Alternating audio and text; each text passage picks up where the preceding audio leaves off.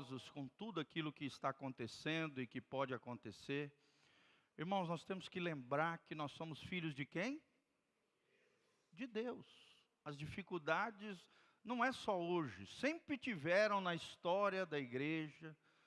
Então, lembre-se disso. Olha o que diz o salmista: os que confiam no Senhor são como montes de Sião, que não se abalam, mas permanecem para sempre. Você precisa lembrar que a nossa confiança não está no político A, B, C ou D, não está no partido A ou B. Claro que as pessoas são livres, aqueles que quiserem se manifestar, né, podem ir lá na rua se manifestar, se assim desejarem, né, não trancando as ruas, mas fazendo ali a sua manifestação. Nós vivemos num país democrático, nós vimos um monte de coisa esquisita nessa época da eleição, mas nós precisamos compreender, irmãos, por mais que você esteja talvez assolado de medo, preocupação, a nossa confiança e a nossa esperança é quem? Jesus de Nazaré. Vira para a pessoa que está do seu lado e fala assim: meu irmão, te acalme. Jesus está no controle de todas as coisas. Então, lembre-se disso. Toda vez que você colocar a tua expectativa em homens, em pessoas, em situações, em política, em elementos, seja o que for, liderar B ou C, situações, irmãos, diversas, você vai se frustrar. Pessoas são possibilidades. A nossa expectativa precisa estar em quem? Em Jesus. Os que confiam no Senhor são como montes de Sião, que não se abalam, mas permanecem para sempre. Olha o nome da nossa igreja: Casa na Rocha. Você está sobre a rocha, e a rocha é Jesus de Nazaré, irmãos. Então, independente do que vai acontecer no futuro, tempestades, dificuldades, lutas, problemas, lembre-se que, por mais que nós venhamos a enfrentar dificuldades, tempestades, se Jesus estiver no barco da nossa vida, nós vamos chegar do outro lado, mais do que vencedores, em Cristo Jesus, o nosso Senhor. Então tome cuidado, né? O inimigo às vezes fica jogando irmão contra irmão, partido A contra B, aquelas confusões. Lembre que Jesus é o príncipe da paz. Jesus é o príncipe da paz. Toda confusão não vem de Deus, vem do inimigo. Toda divisão não pertence ao Senhor, pertence a Satanás. Então vamos ter sabedoria, vamos ter colocações cuidadosas, sabe? É um tempo onde toda essa polarização acabou gerando muito estresse, muito desequilíbrio em muitas pessoas, e nós precisamos voltar à sobriedade e ao mesmo tempo lutarmos, é claro, pelos nossos valores, os nossos princípios, mais do que nunca dobrar o nosso joelho, orar. Se você quiser se manifestar, você tem direito disso, mas lembre-se, a sua confiança, a sua esperança precisa estar em quem? No Senhor. Amém? O que a gente canta, né? E a gente canta aqui, nós vamos cantar na hora da ceia. Porque Ele vive, posso crer no amanhã. Porque Ele vive, temor não há. Mas eu bem sei, eu sei que a minha vida está nas mãos de quem? Do meu Jesus, que vivo está. Então a tua vida está nas mãos de Jesus. Seja prudente, é claro, vivemos um tempo onde nós temos que ter mais prudência, sabedoria e equilíbrio do que nunca. Sim ou não? Sim, mas toma cuidado, principalmente confusões entre a família, em grupos, procure uma orientação, querido. Não fique o dia todo fique vendo videozinhos de internet, coisa assim, senão tua alma vai ficar aflita, abatida, e aquela coisa começa a ficar com raiva, com ira. Toma cuidado, só veja as notícias que realmente sejam necessárias, e toma muito cuidado. Nós temos tomado cuidado desse altar. O altar aqui é para pregar a palavra de Deus, não é para falar de política. Política é lá fora, da porta para fora. Aqui dentro da igreja nós estamos para falar de Jesus. Tá bom, queridos? E claro, de vez em quando cabe dentro da palavra, nós falamos dos nossos valores, dos nossos princípios, daquilo que nós cremos. Temos que nos posicionar, é óbvio, com relação a princípios e valores. Mas toma cuidado com o fanatismo de ambos os lados. Tome muito cuidado, porque todo desequilíbrio, isso eu aprendi com um homem de Deus, um homem precioso que pastoreou minha vida. Ele disse: todo desequilíbrio traz dor e sofrimento desnecessário. Vamos falar junto? Todo desequilíbrio traz dor e sofrimento desnecessário. Amém? Vamos andar na lei, nada de arruaça, nada de confusão, nada de briga. Quantas e quantas confusões estão acontecendo nesse tempo tempestuoso. Mais do que nunca precisamos orar, clamar a Deus, invocar o nome do Senhor e realmente nos posicionarmos do lado de Jesus. Amém, queridos? Glória a Deus. E esse altar está aqui para falar de Jesus, para falar de Deus. Tá bom? Política da porta para fora, não aqui dentro. Isso é uma coisa que Deus colocou no meu coração desde o início dessa obra. E eu queria que os irmãos respeitassem, também não criticassem o seu pastor, jamais. Não faça isso. Isso não é de Deus. E toma cuidado com relação a isso, tá bom? Amém? Esclarecido a orientação pastoral? Então vamos lá. Colossenses 1:3. Nós viemos aqui para falar de Jesus. E o tema de hoje é a supremacia de Cristo. Você vai entender que Jesus está acima de tudo isso. Ele está acima de tudo, de todos. Deus, nada foge ao controle de Deus. Deus tem o controle de todas as coisas. Olha o que diz Colossenses 1:13. O texto sagrado diz: o qual nos tirou da potestade das trevas e nos transportou para o reino do Filho do seu amor, em quem temos a redenção pelo seu sangue, a saber, a remissão dos pecados, o qual, ou seja, Jesus, é a imagem do Deus invisível, o primogênito de toda a criação, porque nele foram criadas todas as coisas, que há nos céus, que há na terra, visíveis e invisíveis, sejam tronos, sejam dominações, sejam principados, sejam potestades. Tudo foi criado por Ele e para Ele. Olha só, irmãos, não há nada que esteja acima de Jesus.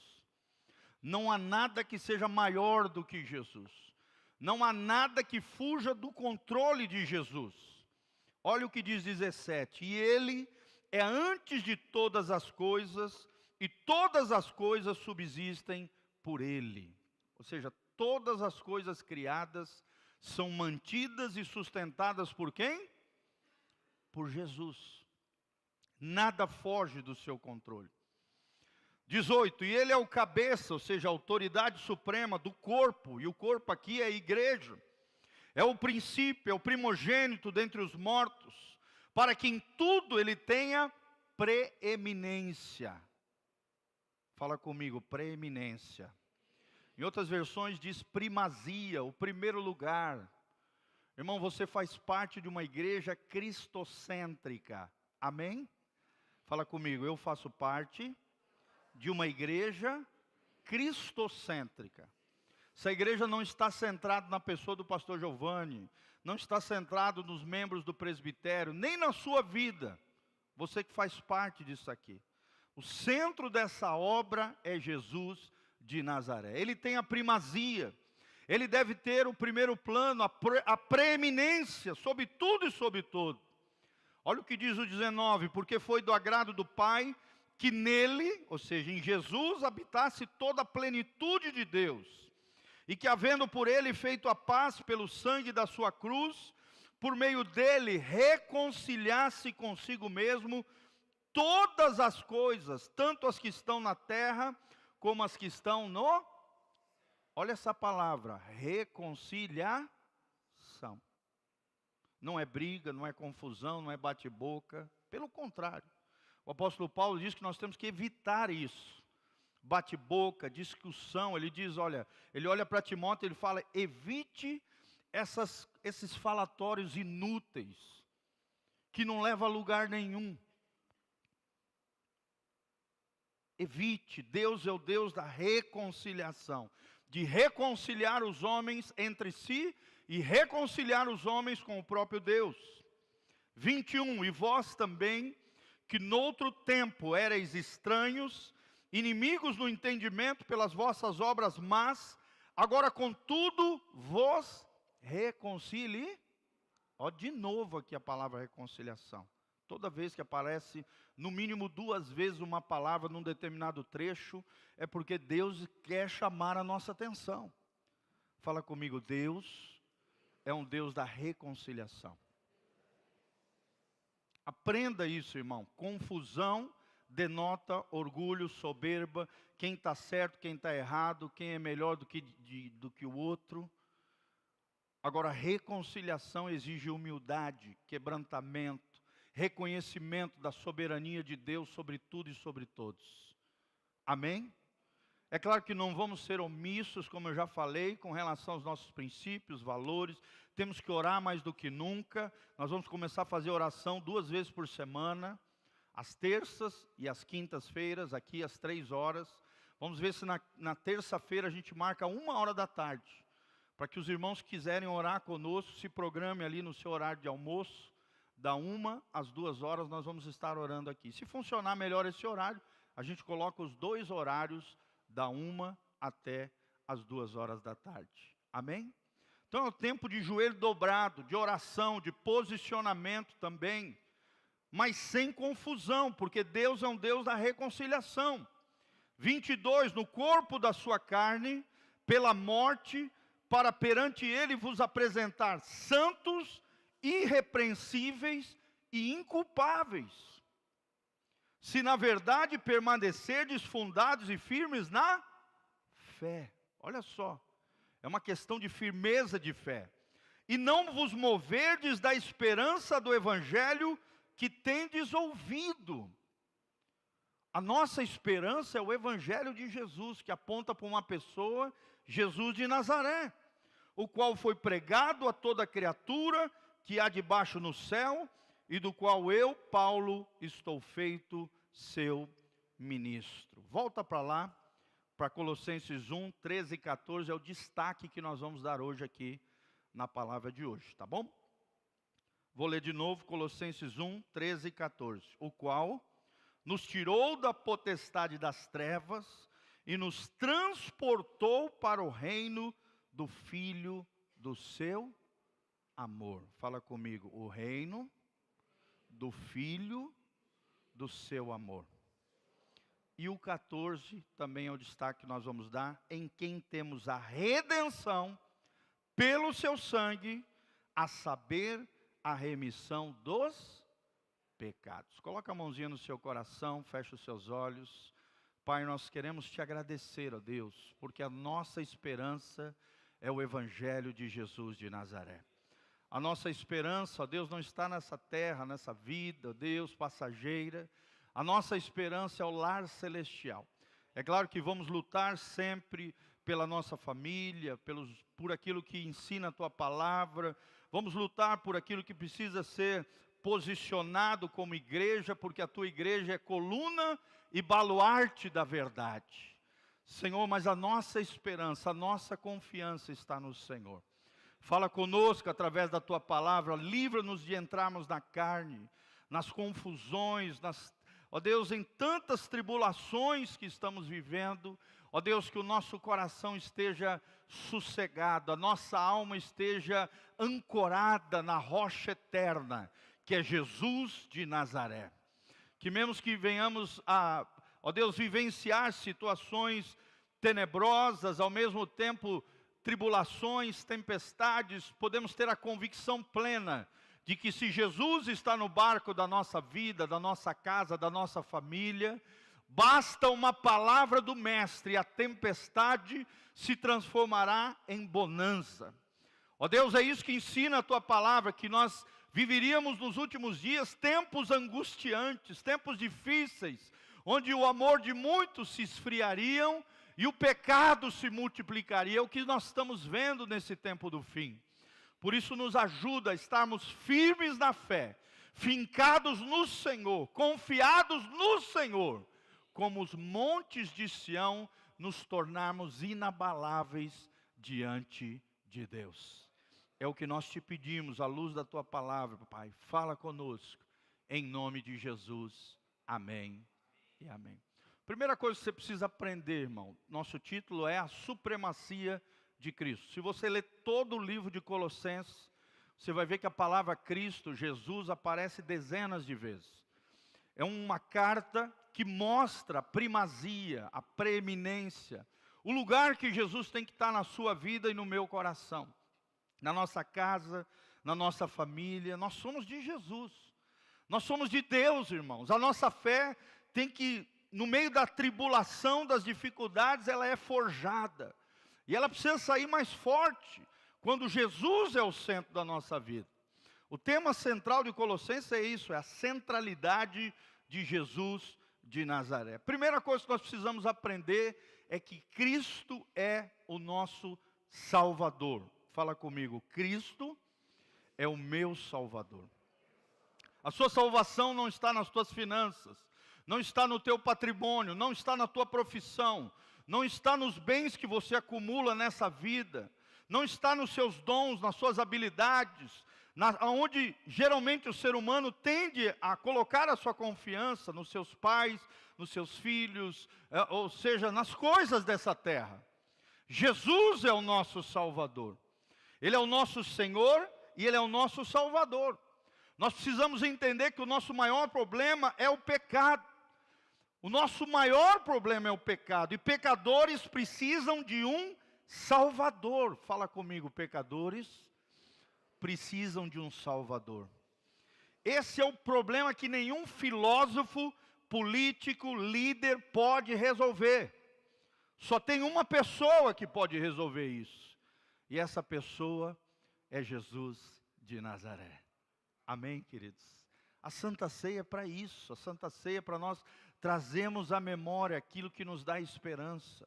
É para nós trazermos à memória o sacrifício vicário de Jesus. É para alinharmos o nosso coração novamente com o céu e entendermos que Cristo é o nosso Senhor, é o nosso Salvador. Eu queria que você, com muito carinho, também assistisse a palavra que o pastor Rildo pregou hoje, pela manhã. Deus deu uma direção para ele profética, uma palavra extraordinária, intitulada, está nas nossas redes sociais, nos nossos canais do YouTube, PR Giovanni, no Instagram, no Facebook da igreja, Igreja Casa na Rocha. Assista a palavra que Deus deu hoje de manhã para o pastor Rildo, transformando o medo em confiança. E tem muito a ver com isso que eu estou pregando aqui também à noite. Deus falou muito comigo através do seu servo. Assista quando chegar na sua casa, você vai ficar impactado com a revelação que Deus trouxe ao coração do pastor Rildo. E nós queremos dar continuidade nesse rio profético. Amém? Quem recebe dessas águas superiores de Deus? Levanta as mãos para os céus e fala assim: Senhor, eu quero águas superiores, águas límpidas de Deus. Que coisa maravilhosa. Então nós vamos aprender 4 atos realizados por Cristo a nosso favor. Quais são os 4 atos que aqui no versículo 13 e 14 Jesus fez a nosso favor? Porque é necessário nós compreendermos isso, irmãos, principalmente na Santa Ceia. Faz parte do entendimento da graça de Deus, do pacote gracioso, misericordioso, compassivo, extraordinário que nós recebemos da parte de Deus a partir do sacrifício de Jesus de Nazaré. A primeira verdade que nós aprendemos é que Ele nos libertou. Fala comigo, Jesus me libertou. Fala de novo, bem alto, fala, Jesus me libertou. João capítulo 8, 32 diz, e conhecereis a verdade, e a verdade vos libertará. No versículo 36 diz, se o Filho, Jesus, vos libertar, verdadeiramente sereis livres. Segura no ombro do irmão que está do seu lado e fala assim: que você seja livre, meu irmão, em Jesus de Nazaré. Nós somos chamados não para ficar preso a coisas, a sofismas, a enganos, a mentiras, a situações, a vãs filosofias, a temores, a medos. Nós somos chamados por Jesus para sermos livres. A nossa alma precisa ser livre, a nossa alma não tem por que ficar angustiada, aflita. Nós fomos criados em Cristo Jesus para desfrutar da liberdade que o Evangelho de Jesus nos dá. Uma das coisas que Jesus nos libertou foi da culpa, sim ou não, irmãos? Do castigo, do perigo que estava sobre nós. E tudo isso causado pelo pecado. O pecado produz 4 tipos de mortes. Primeiro, a morte emocional, você começa a murchar, está lá no Salmo 32. Segundo, a morte física, muitas vezes vem, e ela veio a todos os homens por causa do pecado. Terceiro lugar, a morte espiritual, o homem separado, alienado, distante de Deus. E a quarta tipo de morte é a pior de todas, é a morte eterna. Fala comigo: morte emocional, morte física, morte espiritual e morte eterna.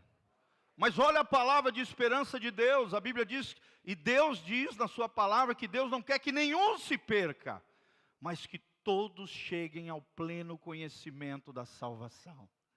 Amém? Por isso nós temos que pregar o Evangelho, porque o Evangelho liberta. Lembre-se, nós não passaremos mais a eternidade separados de Deus. A espada do juízo de Deus estava sobre nós, mas por causa de Jesus de Nazaré, da cruz de Cristo, nós fomos libertos da autoridade de Satanás e dos poderes das trevas. Amém? Império fala disso, de um tirano. Satanás é um tirano. Satanás é um manipulador de carteirinha. Satanás é alguém que escraviza através do pecado, subjuga, ele impõe sob força. Então, meu irmão, seja livre, seja liberto da culpa, seja liberto do pecado, seja liberto do império desse tirano chamado Satanás, o adversário, não de Deus, mas nosso. Deus não tem inimigos, porque ninguém se compara a Deus. Geralmente tem muita gente que de forma sem saber pensa que o diabo é inimigo de Deus. Não, o diabo não se compara com Deus. Deus está acima de tudo e de todos. O diabo é inimigo do homem, mas não de Deus. Amém? Ele é o adversário do homem, ele é o nosso inimigo, é o inimigo das nossas almas. Mas lembre-se que não há nada maior, tão extraordinário, tão glorioso como o nosso Deus. Fala comigo: Ele me libertou. Quantos livres nós temos aqui nessa noite? Levanta as 2 mãos para os céus e fala: Senhor, obrigado, porque através da cruz, pelos méritos de Jesus, eu sou livre. É a verdade que nos liberta. E a verdade está contida na palavra de Deus. Segunda verdade que nós aprendemos: Ele nos transportou. Fala comigo: transportou. A Bíblia diz aqui que Ele nos transportou do império das trevas para o reino do Filho do seu amor. Você pode observar que o F está maiúsculo, porque é uma referência a Jesus. Ele nos transportou, Ele nos libertou, mas Ele também nos deu um rumo, um propósito, um destino, um foco. Hoje eu vejo, nesse tempo tenebroso, muita gente saindo do foco, saindo da missão, saindo do propósito. Parece uma barata tonta para lá e para cá, sendo chacoalhado e manipulado de todas as maneiras. Não, irmão, não saia do foco, não saia do rumo, não saia do propósito, não saia daquilo que Deus nos deu, do destino maravilhoso que Deus deu para mim e para você. Não seja uma barata tonta. É Ele quem nos coloca no seu reino iluminado. Amém? Quantos iluminados nós temos aqui nessa noite? iluminados por Deus, iluminados pela sua palavra. A Bíblia diz: lâmpada para os meus pés é a sua palavra, e luz para o meu caminho. E é esse reino iluminado, quando estamos inseridos neles, é que nos faz vitoriosos em Cristo. Somos mais do que vencedores. Somos iluminados por Ele, mas ao mesmo tempo nos tornamos a luz desse mundo, junto com Ele. Amém? Coisa linda o que diz Mateus 5, né? A Bíblia diz que nós somos como candeeiros de Deus, faróis de Deus, iluminando esse mundo tenebroso. Nós somos sal da terra, nós somos luz do mundo.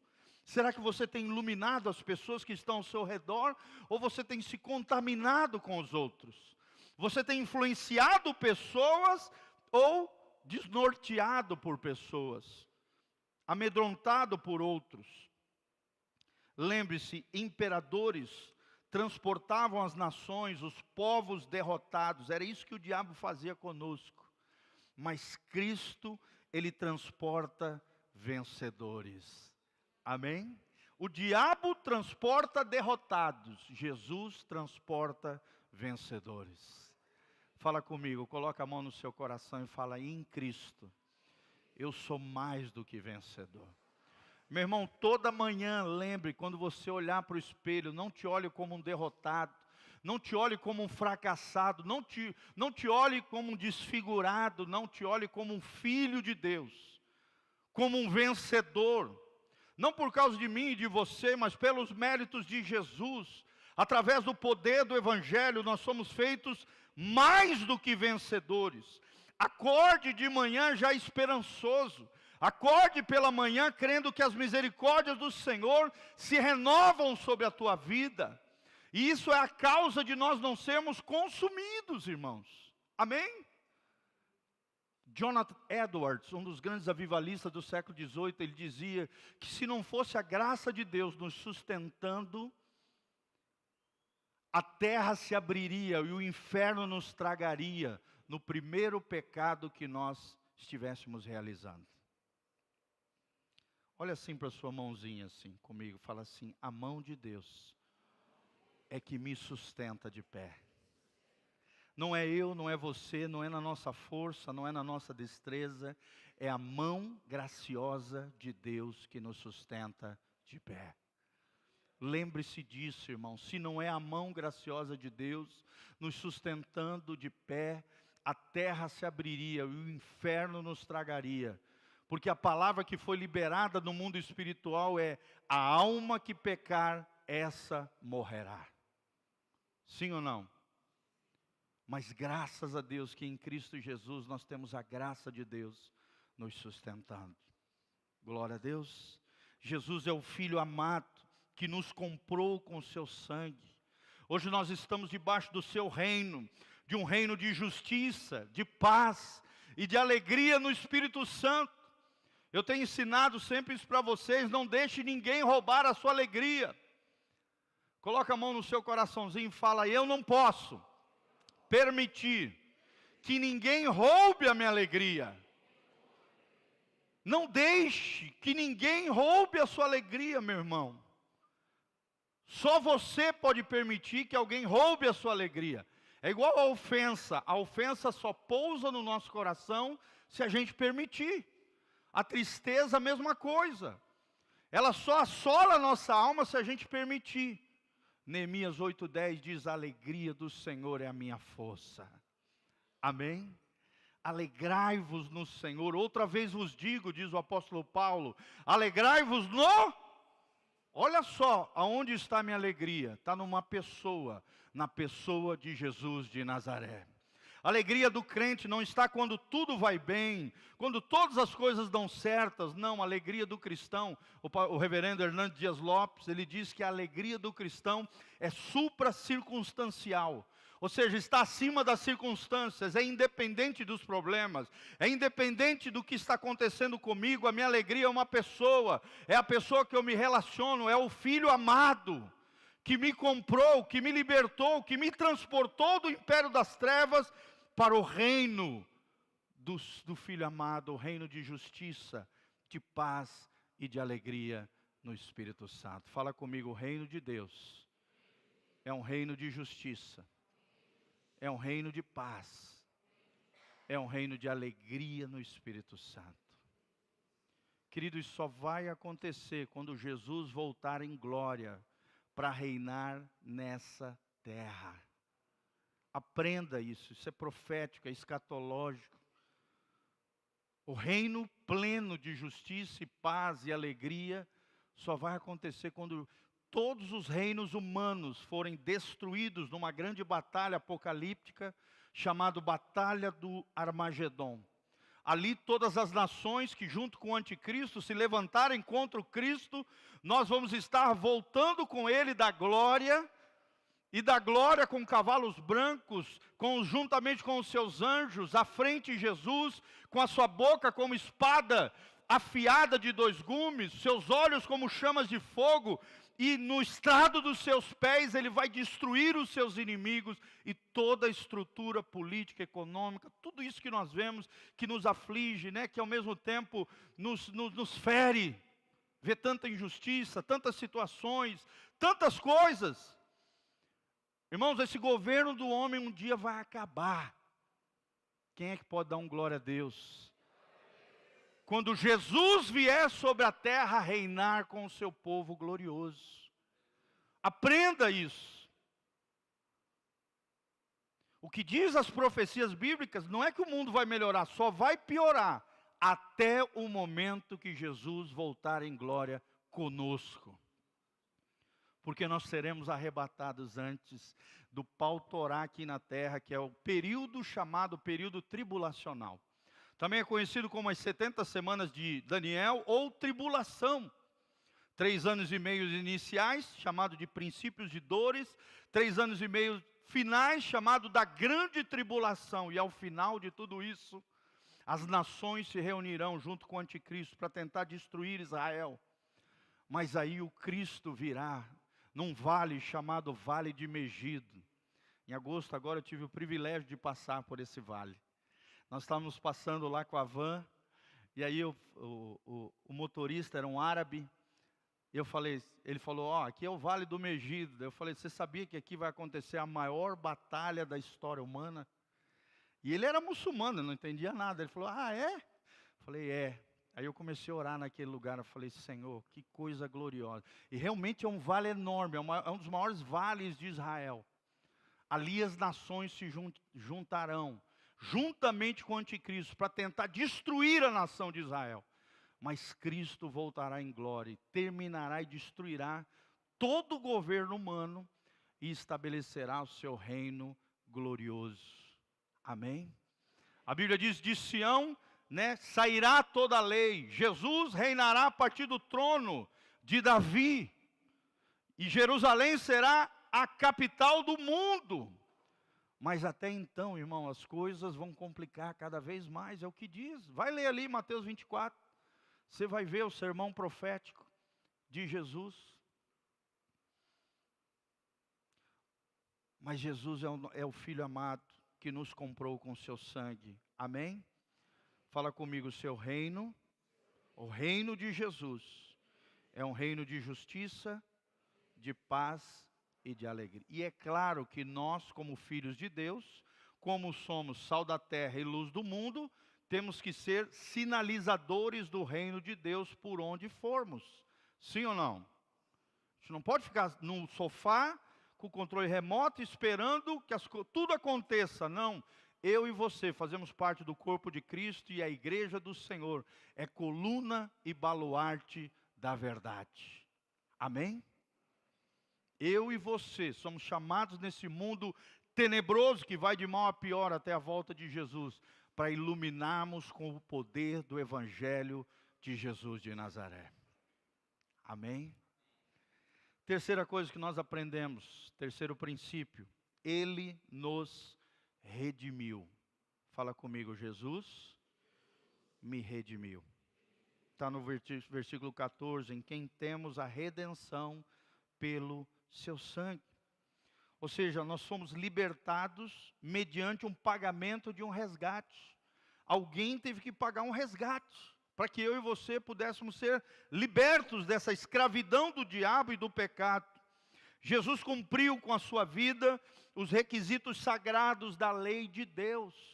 Eu e você, se formos tentar cumprir os 600 e poucos mandamentos que existem no Antigo Testamento, eu e você não vamos dar conta. A lei tem a sua função. A Bíblia diz que a lei é boa, porque ela revela o que é certo e o que é errado. Mas quando olhamos para a montoeira de mandamentos que existe no Antigo Testamento e olhamos para a nossa vida, vemos que nós não damos conta, sim ou não, irmãos? Mas graças a Deus, Jesus cumpriu por mim e por você toda a lei de Deus. Aquilo que nós não damos conta, Ele deu conta no nosso lugar. Aquilo que eu e você não conseguimos, Ele conseguiu, e é pelos méritos de Jesus que nós somos justificados pela fé diante de Deus. O que é a justificação? Esse conceito tão importante. Eu sempre estou falando para vocês, é a ação divina de Deus declarar o homem justo, homem que eu digo é ser humano, justo diante dele mesmo, em amor. Tudo isso acontece mediante a fé, a confiança que nós colocamos nele, em Jesus. Aprenda, irmão, nosso resgate já foi pago lá no Calvário. Tem muita gente tentando fazer coisa para chamar a atenção de Deus, não precisa. Tem muita gente querendo fazer boas obras, para de alguma maneira, através das suas boas obras, ser salvo. Não, irmão, nós somos salvos pela graça. Fala comigo, eu sou salvo pela graça. É claro que porque estamos em Cristo Jesus, a Bíblia diz em Efésios capítulo 2, que nós fomos criados em Cristo Jesus para as boas obras. Amém? Só que as boas obras não são o objetivo nosso. É um reflexo da nossa fé e confiança na graça de Deus, na graça de Jesus. Amém? É a fé que salva, não é as obras. Porque senão alguém chegaria lá no céu e falava, ó Senhor, cheguei aqui porque eu sou bonitinho, porque eu fiz tudo certinho, porque eu sentava lá na cadeirinha pretinha aqui da igreja Casa na Rocha. Pensa num pastor abençoado, Jesus. E olha, eu ouvia tudo que o pastor falava e olha, não é por causa disso, irmãos. É pelos méritos de quem? De Jesus. Quando nós chegarmos lá no céu, nós desde aqui da terra, nós já temos uma expectativa no nosso coração. Não é por nós, não é por aquilo que eu fiz, não é pelas minhas boas obras, mas é pelos méritos de Jesus, é pela obra na cruz. É por aquilo que Ele fez, é por aquilo que Ele conquistou por amor a nós. O nosso resgate já foi pago no Calvário. Você não precisa mais ficar culpado ou acusado, triste ou angustiado. O preço do seu pecado, do seu resgate, da sua redenção, já foi pago no Calvário. Amém? Quem pode dar glória a Deus? Coisa linda é quando nós participamos da Santa Ceia, compreendendo isso. E por último, irmãos, Ele nos perdoou. Fala comigo, me perdoou. Jesus me perdoou. Isso é também chamado de redenção ou remissão. São conceitos de perdão que andam juntos.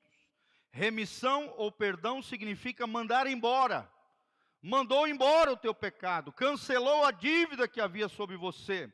Cristo nos libertou e nos transferiu para o seu reino, mas também cancelou toda a dívida que eu e você tínhamos diante de Deus.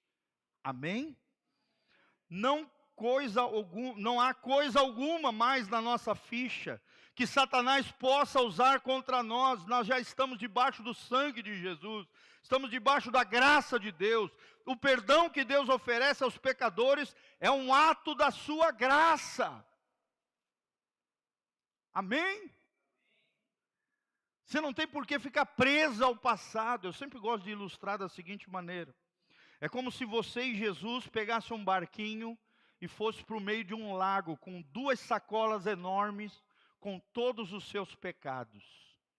Jesus pega aquela sacola enorme, amarra 2 cordas, uma em cada saco grande, cheio dos seus pecados, e essa corda é amarrada a uma grande pedra que ele lança para dentro do lago. Quem pode dar um glória a Deus? Ou seja, os teus pecados são tirados, banidos, lançados no mar do esquecimento, diz a Bíblia. E antes de Jesus voltar com você para a margem, ele coloca uma boiazinha, uma boia, e uma plaquinha escrito: não volte a pescar mais aqui. Amém? Essa é a graça de Deus. Deus lançar os seus e os meus pecados, todos eles, o que nós fizemos no passado, o que nós fazemos no presente, e aquilo que ainda a gente nem fez, se estamos em Cristo, com o coração em arrependimento, em quebrantamento, em reconhecimento de erros e falhas, e consertos diante de Deus, até os pecados que você ainda não cometeu, já foram pagos e já foram lançados no mar do esquecimento. Amém? Você também não pode usar essa verdade para dizer: ah, tá, Jesus já pagou, então eu vou pintar e bordar. Não, não faça graça com a graça de Deus. É isso que hoje em dia é chamado de supergraça, uma teologia vagabunda que existe hoje, em muitas igrejas por aí, fazendo graça com a graça de Deus. Ah, eu posso pintar e bordar que no final Deus vai dar um jeitinho em mim. Não é assim. Porque eu e você somos salvos pela graça. Nós vamos lutar com toda a força de Deus em nós contra o pecado, para não tropeçarmos. Mas quando tropeçarmos, vamos nos levantar em Deus, abandonar práticas equivocadas, nos reerguemos no Senhor, nos apropriamos da graça e do perdão de Deus e continuamos de pé, firmes e fortes na rocha eterna, que é Jesus de Nazaré. Confiando não em nós, mas na graça de Deus, no perdão de Jesus, nos méritos de Jesus, na obra da cruz. Vocês estão entendendo? Fala comigo: com o coração em arrependimento. Esse é o segredo da vida cristã. Um coração em arrependimento. O perdão que Deus oferece aos pecadores é o ato da sua graça. Não faça graça com a graça de Deus. Não merecemos ser perdoados, nem conseguimos conquistar o perdão. Desfrutemos do seu perdão, da sua graça, da sua comunhão. Vivamos segundo a sua vontade. O perdão não é um pretexto para pecar, mas um estímulo à obediência no Senhor. Amém? Olha que coisa linda, eu vou repetir: o perdão não é um pretexto para pecar, mas um estímulo à obediência ao Senhor. Sendo perdoados pelo Pai através do Filho, somos capacitados também a perdoar outras pessoas. Esses dias eu preguei numa quarta-feira aqui as 7 fases do perdão. Assista. Se você tem dificuldade de perdoar, se você não compreende o que é o perdão, as 7 fases do perdão. Como é que o perdão se processa no coração do ser humano? Esses dias também coloquei no devocional, porque é um tema muito pertinente. E é uma das coisas que mais vai levar a gente para o inferno. É a amargura, é o ódio, é o ressentimento, é o sentimento de vingança. É a mágoa. A palavra mágoa significa má água, uma água tóxica, poluída dentro do coração. Então, se você tem recebido a graça de Deus, não sonegue a graça recebida. Se você tem recebido o perdão de Deus, dê aos outros o perdão de Deus que você mesmo recebeu, como fruto da graça de Deus para você. Na parábola do servo de Mateus 18, quem não perdoou, acaba tendo um espírito cheio de amargura, e acaba atraindo sobre si atormentadores, e recebendo a condenação do rei. Os atormentadores ali, os verdugos, são demônios, que afligem às vezes crentes de dentro da igreja, que não perdoam as pessoas, e se não se arrependerem, estão trilhando o caminho de perdição. Moisés e Israel derramaram o sangue do cordeiro nas suas portas, amém? Está lá em Êxodo 12, para serem libertos do Egito. Mas Jesus derramou o seu próprio sangue para nos livrar das garras do pecado. Amém? Coloca a mãozinha no seu coração, fala assim: que o sangue de Jesus me purifique de todo pecado. assim como o povo de Israel colocou o sangue do cordeiro nas portas e nos umbrais das casas dos israelitas, e aí o anjo da morte não podia entrar naquelas casas, assim também o sangue de Jesus permeia o nosso coração e a nossa vida. Que Satanás não tenha acesso às recâmaras mais profundas da nossa alma. Exaltemos a Cristo, louvemos e adoremos ao Senhor pela sua graça, pela sua obra. Amém? Que Jesus tenha primazia na nossa vida, que possamos viver a excelência da grandeza e da supremacia de Jesus sobre tudo e sobre todos. A Ele toda a glória, toda a honra, todo o poder, toda a majestade, para todos sempre, porque Ele tem a preeminência, a supremacia sobre tudo e sobre todos. Amém? Como eu falei, essa é uma igreja Cristo.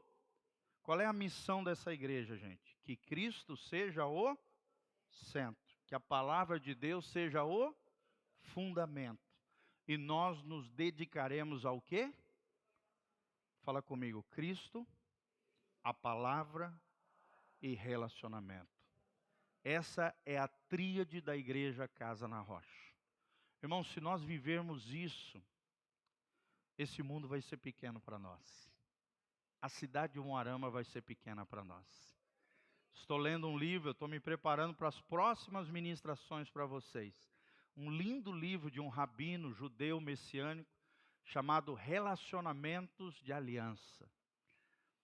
E estou me preparando para ministrar para vocês. Amém? Você vai aprender o valor de uma aliança do ponto de vista de Deus. O valor dos relacionamentos no coração de Deus e que também devem estar no nosso coração. É isso que nós queremos criar como comunidade, uma comunidade relacional, onde não haja briga, confusão, fofocaiada, legalismo, hipocrisia, não. Mas uma comunidade cheia de amor, cheia de acolhimento, onde Jesus seja o centro, a palavra seja o fundamento e nós vamos nos dedicar aos relacionamentos. Primeiro com Deus, depois com a nossa família, depois com os nossos irmãos e amigos, e também com o mundo que ainda não conhece a Jesus. Amém? Então faça isso, dedique-se a isso, e você vai ver o que Deus vai fazer na sua vida. Amém? Coloque-se de pé, nós vamos participar da Santa Ceia. Nós aprendemos hoje que Jesus nos libertou. Segundo lugar, que Jesus nos transportou. Terceiro lugar, Jesus nos redimiu. E quarto lugar, Jesus nos perdoou. Quantos têm desfrutado do perdão de Deus? Da redenção de Jesus? Desse transporte abençoado ao reino da luz? E da liberdade que só Jesus pode nos dar. Amém? Quero chamar ao nosso querido obreiro, que está no processo de formação, para logo, em breve, ser um pastor. Nós estamos formando homens de Deus para deixar um legado nesse lugar, sempre. Amém?